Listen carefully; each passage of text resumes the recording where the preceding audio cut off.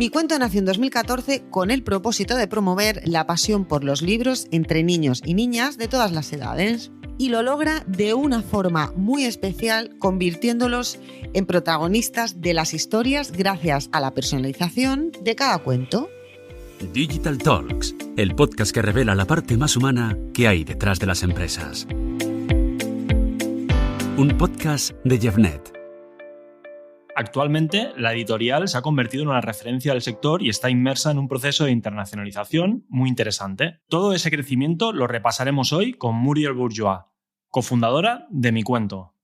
Hola, soy Jordi Esqueriguela y aquí estoy con mi compañera Sheila Caparrós. ¿Qué tal, Sheila? Hola Jordi, ¿qué tal? Qué bien, otra vez otro nuevo episodio.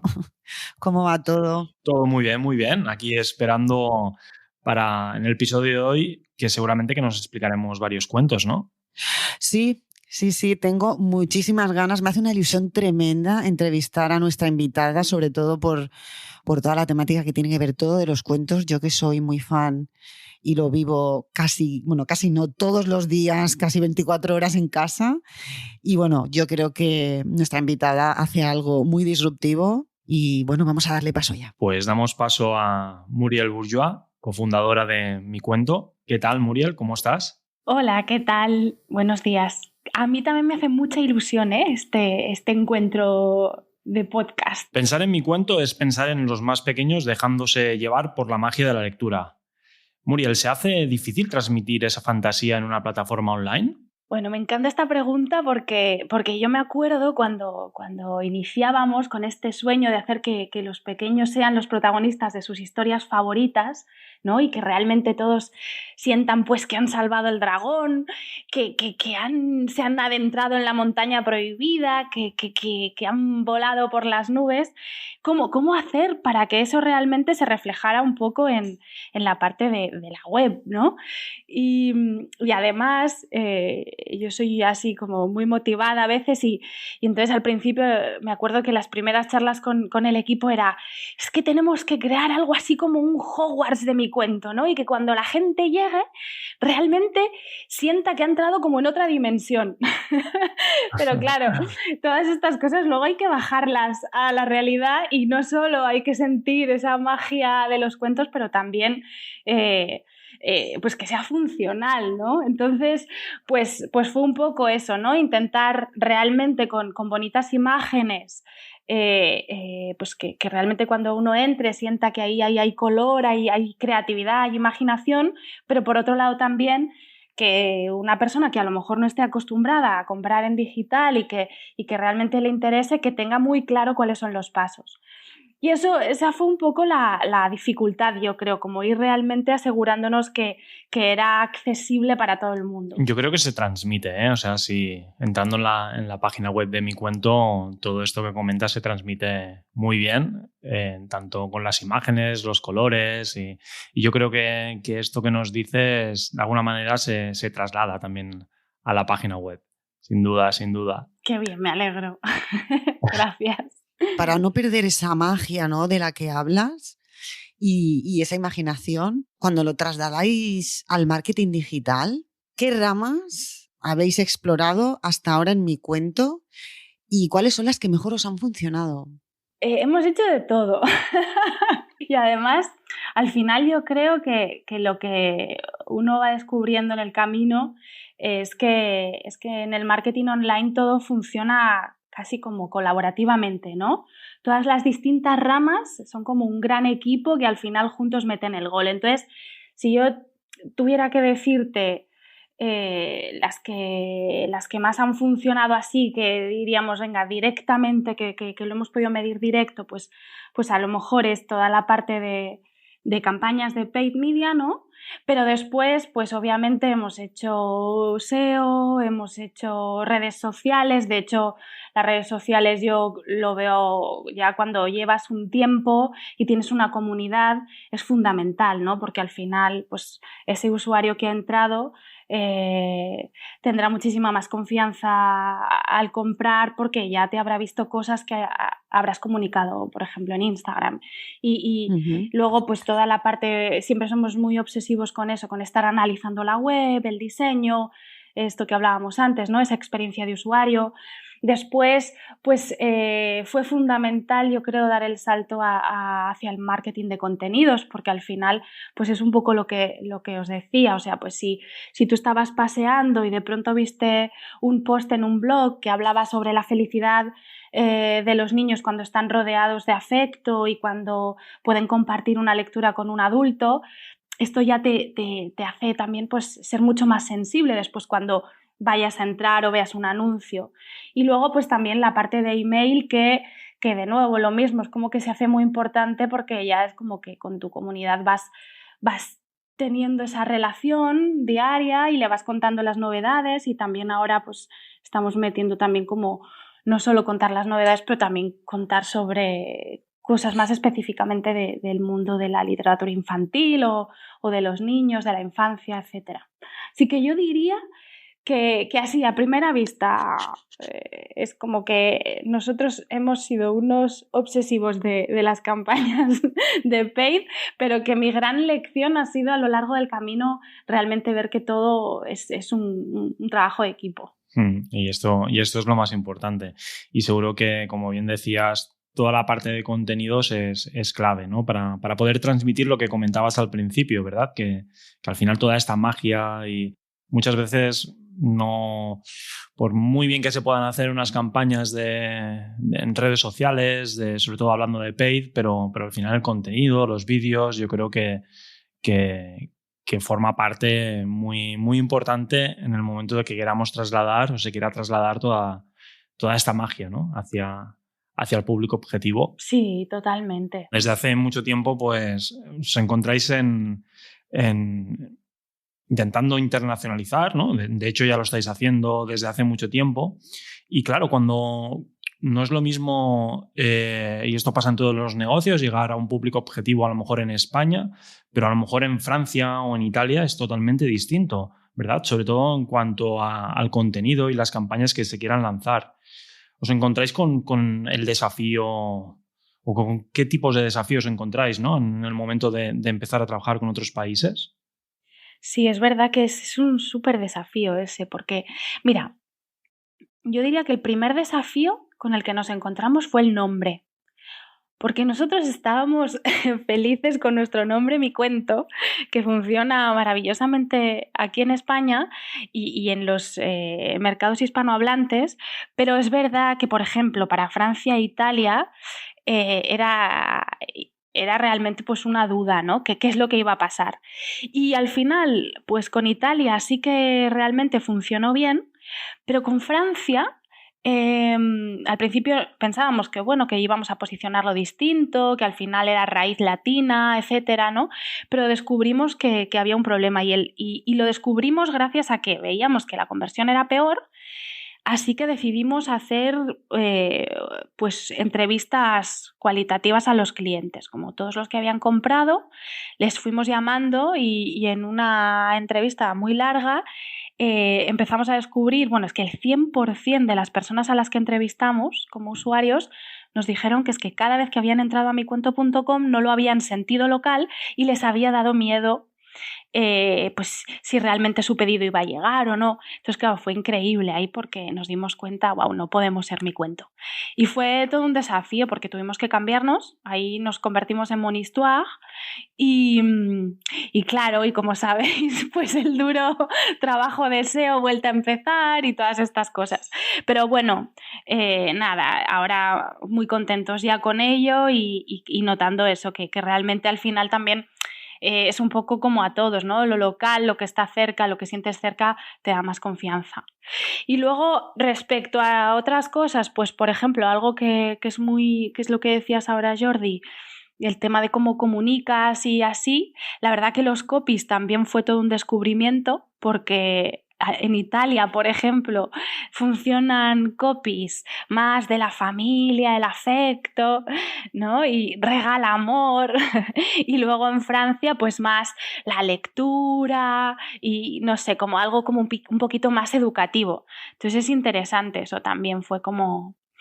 Y hay como una tercera cosa que en realidad está vinculada a las dos, yo diría, que es que al final el gran desafío es el posicionamiento. Como que de algún modo en España pues la marca es fuerte y entonces el posicionamiento hace que hay una gran cantidad de personas que vienen sin pagar, ¿no? Digamos, o sea, pues vienen de manera orgánica o por redes sociales o por email o por lo que sea, ¿no? Al final, al tener una comunidad fuerte en Instagram, se resiente mucho. Y sin embargo, pues el camino en Italia y Francia todavía es más difícil en ese sentido y es un trabajo de hormiguita, diría. De ir picando Sí, poquito a exacto. poquito, y ir haciendo, sí, porque crearse una marca pues cuesta mucho, y sobre todo por lo que comentabas, porque cada país tiene sus costumbres, su cultura y su manera de percibir el mismo producto, pues muchas veces cambia totalmente.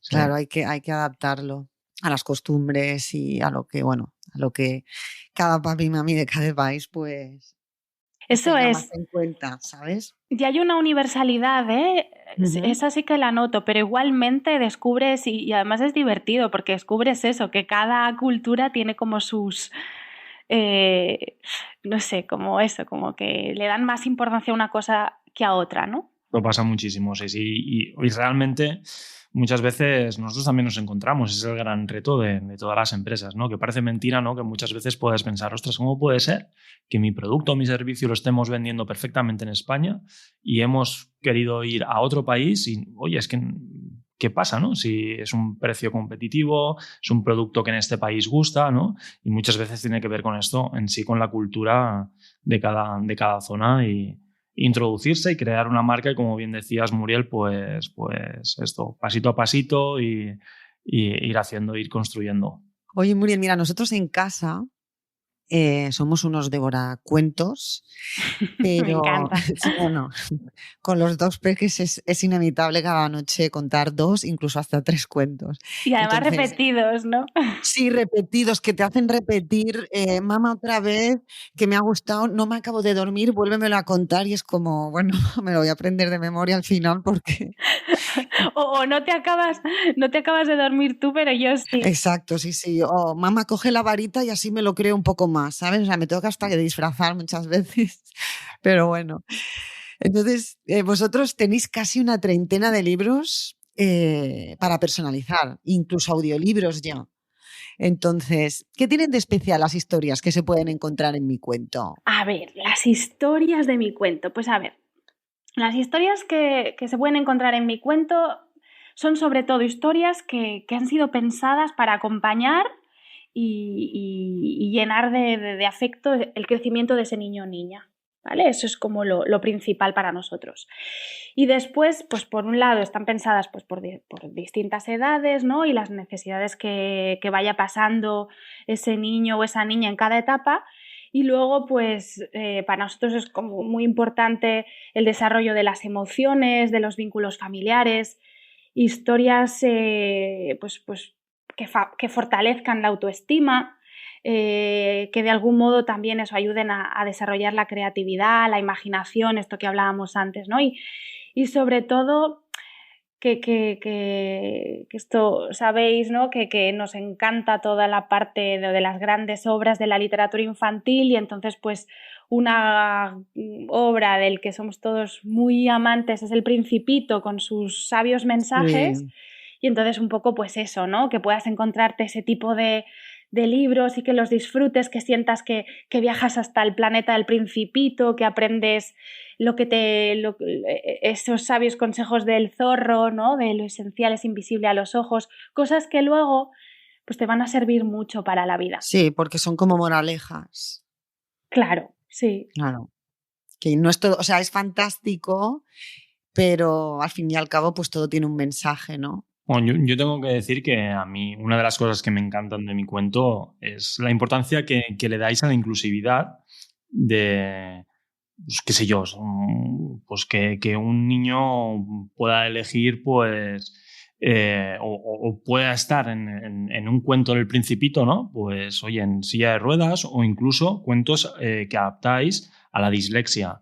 Y esta parte realmente dice mucho de los valores de mi cuento, ¿verdad? Y del propósito que podáis tener, ¿no? Sí, cómo me gusta esta pregunta. Toca mucho, ¿verdad? A los de mi cuento. Sí, porque es que, bueno, al final la gran pregunta que nos hacíamos como equipo es ¿por qué está todo hecho como si el niño o la niña, o más bien como si todos los niños y niñas pudieran caber en un mismo molde, cuando en realidad sabemos que cada uno de nosotros ha tenido una forma de aprender y un contexto diferente? Entonces, al final, sí, esto es una reflexión ya más filosófica amplia, ¿no? Que es, finalmente tenemos una escuela que enseña de la misma manera, ¿no? Y no adapta, y lo mismo con el sector editorial. Al final los libros, pues como se hacen en grandes tiradas, pues al final es como un modelo para todos igual. Pero en realidad lo que creo que tendría que ser y hacia dónde nos gustaría ir a nosotros es realmente reconocer esa forma única de cada niño y niña, ¿no? Y tanto cómo es, ¿no? Efectivamente, pues a lo mejor hay uno que va en silla de ruedas, pero otro es de un origen diferente y otro, ¿no? Es como esa parte de verse representado. Y por el otro lado también pues el formato, pues muchas veces eso, uno aprende de una manera o se le da mejor leer de una forma, otro a lo mejor tiene dislexia y necesita que esté adaptado el formato a su necesidad, y otro a lo mejor tiene TEA y necesita también que eso esté en pictogramas y no. Entonces eso nos encantó porque de algún modo el modelo productivo de mi cuento, que es 1 a 1, nos permitía eso, ¿no? Podernos adaptar por primera vez al niño, ¿no? No el niño se adapta al libro, sino el libro se adapta a la necesidad del niño. Entonces, como nuestros libros tienen a lo mejor, pues, no sé, más de 1 millón de combinaciones posibles detrás de cada uno, pues eso, poder que a lo mejor tú vayas a personalizar uno y lo adaptes perfectamente, y entonces pueda realmente tu niño o niña sentir eso, que es único y que está hecho para él. Y entonces yo creo que efectivamente todos tendríamos que ir para allí y que tendríamos que abrazar la diversidad. Hace poco tuvimos la ocasión de conocer a un niño que iba en silla de ruedas, que se llama Biel, que fue muy bonito para el equipo porque él pues fue como el primero en tener nuestro principito en silla de ruedas, y él hacía preguntas muy bestias de: mamá, ¿pero por qué no me veo en las películas? ¿Por qué no estamos los niños con silla de ruedas en los cuentos, ni en las películas, ni en los anuncios? Y tiene razón, ¿no? ¿Por qué? O sea, ¿qué problema tenemos con el que es diferente, no? Entonces, no, por eso me encanta. Así como veis, me puedo enrollar 1000. No. No, pero es que realmente, o sea, toca una parte muy, muy importante, ¿no? En lo que es la vida, ¿no? Y que los niños desde el primer momento se puedan ver identificados con la sociedad, ¿no? Y con lo que para todo el mundo es normal. Yo creo que esto después hace que estos niños, a medida que van creciendo, yo creo que también, pues, oye, toda esta parte se pueda propagar hacia otras generaciones, y que todo esto, pues, que es una pena y una lástima que no sea lo habitual, pues que poquito a poquito se pueda ir creando como algo, como lo que tiene que ser, o sea, como algo normal, ¿no? Sí, me parece precioso esto que hacéis, realmente. Gracias, a ver si lo contagiamos. También trabajáis con proyectos sociales que combaten la pobreza y el analfabetismo. ¿Cómo lo hacéis esto? Explícanos un poquito, Muriel. Es que wow, es que tenéis unos valores muy chulos. Sí, somos unos entusiastas, es espectacular. Sí. Pues sí, mirad, todo esto no sería posible sin un equipazo de maravillosas personas a las que admiro muchísimo y que realmente se suman, ¿no? Digamos, a mi cuento, pues porque se sienten muy tocados por la misión, y al final la misión es acompañar ese aprendizaje, es impulsarlo, y es el ámbito educativo.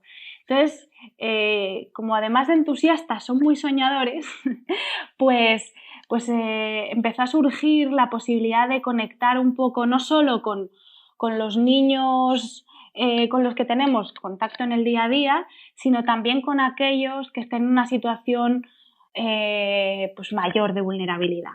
Entonces surgió la posibilidad de ir a la India para llevar nuestros cuentos. Creamos una biblioteca montable y desmontable y fuimos a escuelas rurales, porque hay un proyecto maravilloso que está trabajando y dando la oportunidad a niños Dalits. Los Dalits son la casta más baja de la India y les da la oportunidad de poder ir a la escuela, de tener acceso, porque es el mayor problema, y de hecho es el mayor problema de desigualdad que nosotros tenemos en el mundo, es que no todos los niños y niñas tienen esa posibilidad, y de hecho los Dalits creo que en un 95% son analfabetos.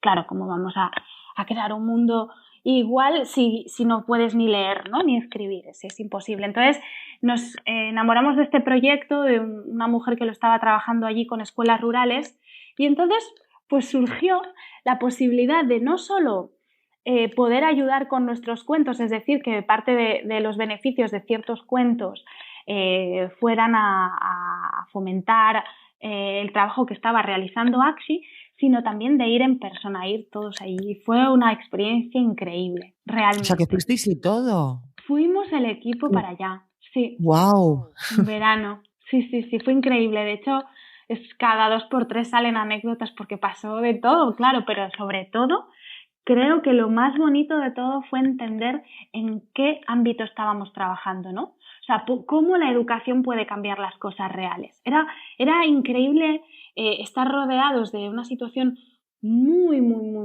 pobre, ¿no? Y llegar a las escuelas y eran oasis, chicos, de verdad. Y verles recitar el abecedario orgullosos de estar aprendiendo el abecedario, cuando seguramente nosotros cuando lo aprendimos ni nos dimos cuenta. ¡Wow, qué experiencia! Sí. Que a veces hay que vivirlo de primera mano, ¿verdad? También, sobre todo para el equipo. Hablas mucho del equipo, Muriel, y es algo que evidentemente es súper importante, y nosotros, porque a gran parte del equipo ya lo conocemos, pero me gustaría que explicaras, ¿no? O sea, lo comprometido que está todo el equipo y con todo lo que cree, ¿no? Al final con el propósito de mi cuento, ¿verdad? O sea, todo es remáis hacia la misma dirección. Y tener al equipo motivado en este sentido, ¿os cuesta o es algo que ya sale de ellos de una manera naturalizada? Nosotros descubrimos en el camino que la gente que se sumase a mi cuento tenía que realmente estar alineado con la misión, porque en el camino del emprendimiento hay mejores y peores momentos siempre. Pero cuando hay obstáculos, pues saber por qué te estás levantando y por qué estás trabajando día a día es fundamental. Yo igual, de todas formas, creo que también va por personalidades y todo, pero en ese sentido en el equipo totalmente.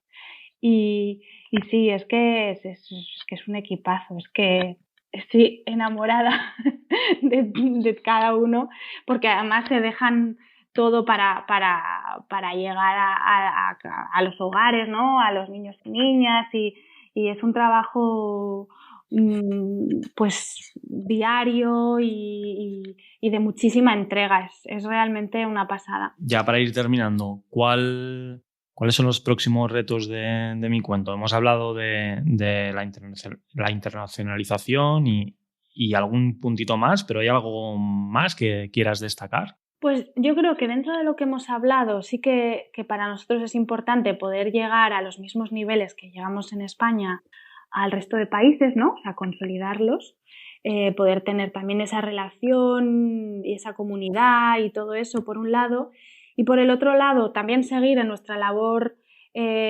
más de impacto social, que es la que hablábamos, ¿no? De accesibilidad y de inclusividad y pues, por ejemplo, ahora estamos trabajando con investigadores del mundo del trastorno de espectro autista y cómo sería un libro adaptado a ellos y todo esto, y entonces no dejarlo y seguir toda esa parte también de desarrollo. Y luego también estamos explorando nuevos formatos, así que estamos a tope. ¿Nuevos formatos? Uf. Sí, por ejemplo, ahora en mi cuento puedes encontrar libros en audio. Esto surgió en un momento íbamos a crear nuestra línea en braille, que está ahí en proceso.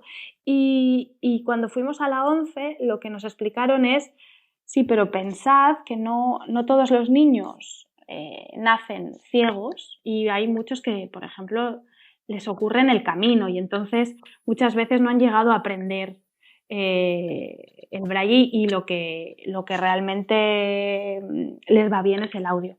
Entonces esto fue toda una cosa que nos despertó mucho interés y además a mí que me gustan mucho las historias, pues creo que realmente el audio tiene un potencial enorme. Mira lo que estamos haciendo en este podcast. Sí, tal y cual, entonces, pues sí, pues estamos también con eso. Es cuestión de, esto bien lo sabéis vosotros, de no parar y seguir siempre pues explorando y sobre todo para el bien de los niños y las niñas y que podáis pues dar este soporte y estar ahí con ellos que es tan importante, claro que sí. Oye, ¿y dónde podemos encontrar a Mi Cuento?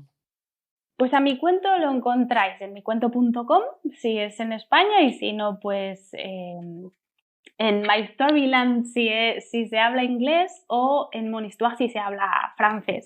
Y después nos podéis encontrar también en Instagram, en redes sociales, y tenemos un podcast que se llama Crecer con Cuentos, donde entrevistamos a psicopedagogos y personas también escritores y personas del sector para que den consejos a padres y madres en este camino tan bonito que es acompañar a un niño. Yo soy seguidor del podcast y lo recomiendo mucho. Me lo voy a apuntar para este finde, te lo prometo. Pues muy recomendable. A toda la audiencia que nos escucha hoy que lo puedan escuchar porque la verdad es que se aprende mucho, muchísimo. Muriel, pues muchísimas gracias por habernos acompañado en este nuevo episodio. Nos vemos prontito, que estamos muy cerca, que nos debemos un café.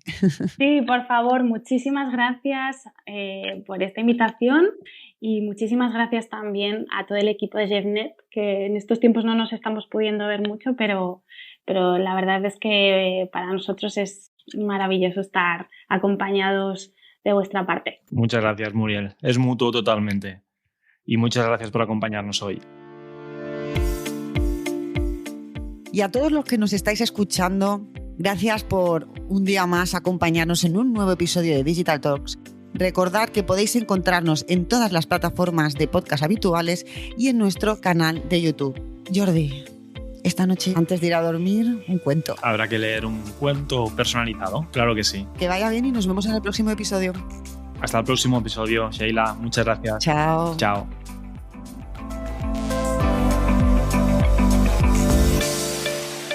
Digital Talks, el podcast que revela la parte más humana que hay detrás de las empresas. Un podcast de JeffNet.